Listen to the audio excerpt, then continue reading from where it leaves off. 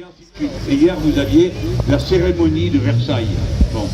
Vous vous rappelez, les gens, que pendant les 15 derniers jours, pour terminer l'élection présidentielle, ils ont passé leur temps à me salir, à me jeter des pierres en expliquant que j'étais un poutinien.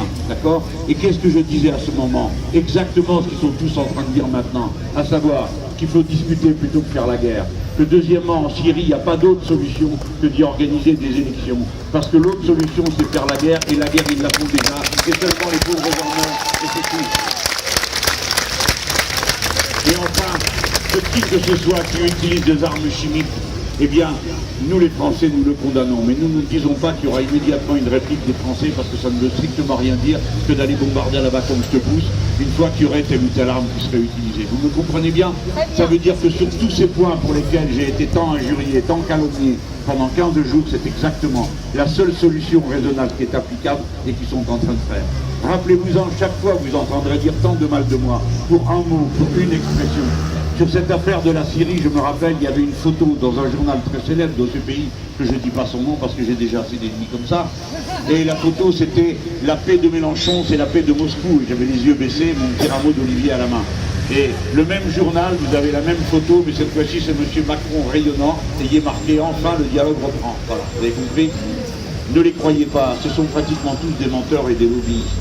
Et vous avez un gouvernement comme il y en a peu eu dans ce pays depuis fort longtemps, depuis tant d'années. C'est la première fois qu'on voit autant de gens qu'on appelle des lobbyistes. Vous savez ce qu'est un lobbyiste? C'est quelqu'un qui représente un intérêt privé. Et il passe son temps à essayer de convaincre les parlementaires d'appliquer cet intérêt privé. Eh bien, c'est la première fois qu'on voit autant de lobbyistes qui sont dans un gouvernement. Et le premier d'entre eux, c'est le Premier ministre. Parce qu'il était lui chargé de faire le lobby d'Areva, c'est-à-dire du premier puissance nucléaire de ce pays. Et cet homme est maintenant Premier ministre.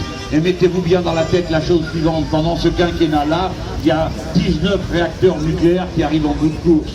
Si vous ne décidez pas maintenant qu'on va les remplacer par des énergies renouvelables, au moment où on arrivera à leur état d'épuisement, on vous dira « Ah ben les gens, on ne sait pas le remplacer, donc on va continuer à les faire fonctionner ». C'est ça qui prépare. Eh bien, quand vous avez des enjeux comme cela, quand vous voyez des gens aussi étranges coalisés dans un gouvernement, quand est-ce qu'on a vu une chose pareille? Le ministre du Travail, c'est un ancien chef du personnel de Nestlé multinationale, donc personne n'a entendu dire que c'était le paradis sur terre pour ses employés qui sont là-dedans, qui vont s'instaurer. Et cette femme qui est ministre maintenant, qui elle a pris comme directeur de cabinet l'ancien directeur adjoint du MEDEF. Vous vous rendez compte, le syndicat des patrons est représenté directement à la tête du ministère du Travail. Et vous autres, notamment les plus jeunes, c'est à vous que je m'adresse pour que vous sachiez cette chose. Le ministère du Travail, est-ce que vous savez quand on l'a créé? On l'a créé quand est arrivé dans ce pays le plus grand accident industriel de son histoire.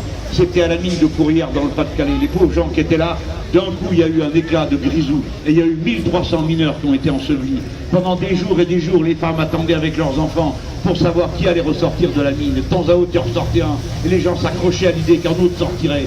Ça a été si terrible, si terrifiant qu'on a dit ça ne peut plus durer, de ne tenir aucun compte des conditions de sécurité des travailleurs. Et c'est alors qu'on a créé le ministère du Travail. Pas pour y mettre des directeurs du personnel, mais pour s'occuper des travailleurs, de leurs droits, de leur sécurité. Voilà pourquoi on a créé le ministère du Travail. Et nous autres, on n'a pas honte de dire qu'on représente la classe du travail. Ceux qui veulent vivre de leur intelligence, qui mettent au service de que c'est pas de chance, que c'est un malheur, qu'on n'a pas de travail et qu'on est chômeur et qu'on enrage et qu'on tourne en rond alors qu'on voudrait se rendre utile. Et eux, ils considèrent qu'un chômeur c'est un feignant et un planqué. Parce qu'eux sont des feignants et des planqués à la première occasion. Et aucun des nôtres n'a jamais pratiqué comme ça. Toujours nous avons voulu gagner dignement notre existence. Alors, voilà ce qui vous attend.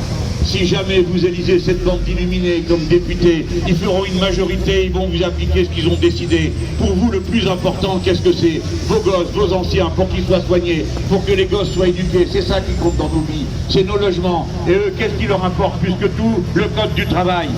C'est tout ce qui les intéresse. La première chose qu'ils veulent faire, c'est s'en prendre au code du travail. Alors il faut bien que vous écoutiez ça et que vous le compreniez. Le code du travail, c'est pas comme le code de la route. C'est pas juste des règlements et des conventions. Ça nécessitait le code de la route. Le code du travail, il est écrit avec des larmes et du sang. Ce sont les luttes de vos parents, de vos grands-parents pour garantir les droits des travailleurs. Chaque base a été arrachée dans la lutte des classes. Voilà la vérité. Ce code, il est sacré.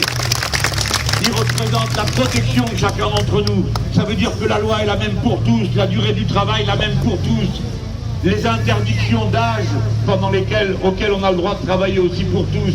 Est-ce que vous croyez que c'est par gentillesse qu'ils ont laissé les mômes sortir des mines? Non, c'est parce qu'on l'a interdit par la loi. Et au moment où on l'a fait, ils trouvaient encore le moyen de dire qu'on allait ruiner la compétitivité des mines de charbon. Voilà qui sont ces gens. Rien ne les arrête jamais, rien ne les retient jamais quand il s'agit de contre les pauvres gens.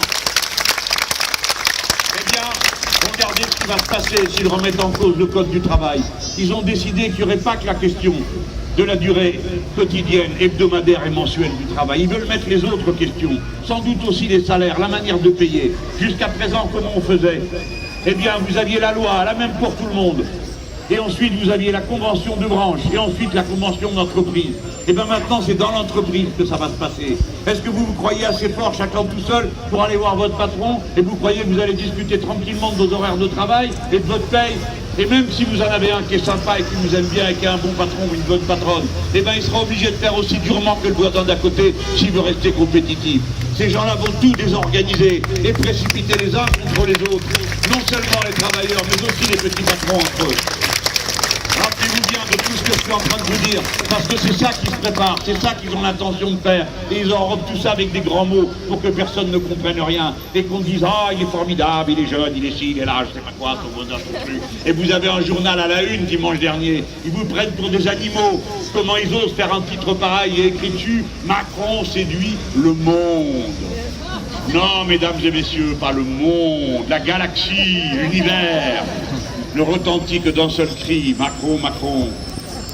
Et quand ils se comportent de cette manière, ce n'est pas seulement parce qu'ils ont la sale habitude de lécher les bottes des puissantes dès qu'elles se présentent. Il s'agit de vous abasourdir, de vous désarmer, de vous faire dire qu'on ne peut rien, que de toute façon la partie est perdue et qu'il faut se résigner. Or la partie n'est pas perdue. Pourquoi?